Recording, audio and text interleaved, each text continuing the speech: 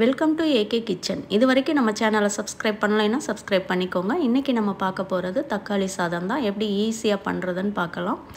இதுக்கு ஒரு கடாயில் நான் ஒரு 3லேருந்து 4 டேபிள் ஸ்பூன் எண்ணெய் சேர்த்துக்கிறேன். அது கூட கடுகு, உளுந்து, சோம்பு இதெல்லாம் சேர்த்துட்டு நல்லா பொரியட்டும். பொரியும் போது 2 மிளகாய் வத்தல் போடுறேன். உங்களுக்கு தேவைன்னா நீங்கள் பச்சை மிளகாய் கூட சேர்த்துக்கிறலாம். இப்போ 1 கப் அளவுக்கு வெங்காயம் கட் பண்ணி வச்சுருக்கேன். நம்ம அதையும் இது கூட சேர்த்துக்கலாம். சேர்த்துட்டு இது நல்லா ஃப்ரை பண்ணிக்கலாம். கொஞ்சமாக கருவேப்பிலை சேர்த்துக்கோங்க. இப்போ இது நல்லா நம்ம வதக்கிக்கலாம்.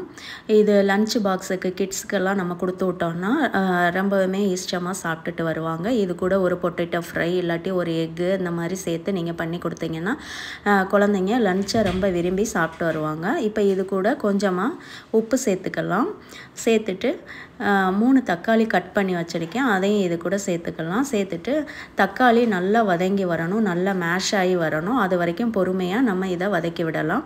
இப்போ ஒரு மூடி போட்டு மூடி வச்சிடலாம். ஒரு 3லேருந்து 4 நிமிஷம் இருக்கட்டும். எண்ணெயெல்லாம் தனியாக பிரிஞ்சு வரணும். இப்போ பார்த்தீங்கன்னா உங்களுக்கே தெரியும், எண்ணெயெல்லாம் நல்லா பிரிஞ்சு வந்திருக்கு. அதே சமயம் தக்காளியும் நல்லா குக் ஆகிருக்கு. நீங்கள் கரண்டியை வச்சு நல்லா மேஷ் பண்ணி விட்டுருங்க. நல்லா மசிச்சு விடுங்க. மசித்ததுக்கப்புறமா நம்ம மசாலா ஐட்டம்லாம் சேர்த்துக்கிறலாம். 1 டேபிள் ஸ்பூன் அளவுக்கு மிளகாய்த்தூள், 1/4 டேபிள் ஸ்பூன் மஞ்சள் தூள். மிளகாய்த்தூள் உங்கள் காரத்துக்கு ஏற்றது போல் நீங்கள் சேர்த்துக்கோங்க. காரம் கம்மியாக வேணும்னா இன்னும் கொஞ்சம் கம்மியாக சேர்த்துக்கோங்க. இப்போ 1/2 டேபிள் ஸ்பூன் அளவுக்கு கரம் மசாலா சேர்த்துருக்கேன். சேர்த்துட்டு இது எல்லாத்தையும் நல்லா கலந்து விட்டுறலாம். இப்போ இதையும் ஒரு மூடி போட்டு ஒரு 2லேருந்து 3 நிமிஷம் இருக்கட்டும். உங்களுக்கு அந்த எண்ணெயெல்லாம் பிரிஞ்சு கலர் வந்து நல்லா ரெட் கலராக வரணும். அது வரைக்கும் நம்ம வெயிட் பண்ணலாம். 2 நிமிஷம் கழித்து ஓப்பன் பண்ணி பார்க்கலாம். பாருங்கள் உங்களுக்கு எவ்வளோ ஒரு கலர்ஃபுல்லாக இருக்குதுன்னு.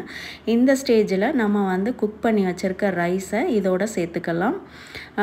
1 கப்லேருந்து 1.5 கப் அளவுக்கு நீங்கள் ரைஸ் சேர்த்துக்கோங்க. நீங்கள் எவ்வளோ சாதம் சேர்க்க போகிறீங்களோ அதுக்கு தகுந்தாப்பில் மசாலா இதெல்லாம் வந்து கூட்டி கம்மியாக சேர்த்துக்கோங்க. உங்கள் அளவுக்கு ஏற்றது மாதிரி மாற்றிக்கோங்க. அவ்வளோதான், எல்லாத்தையும் நல்லா கலந்து விட்டுருங்க.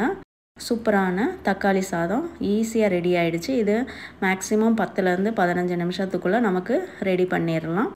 மேலே மல்லி இலை தூவிட்டு ஸ்டவ்வை ஆஃப் பண்ணிட வேண்டியதான்.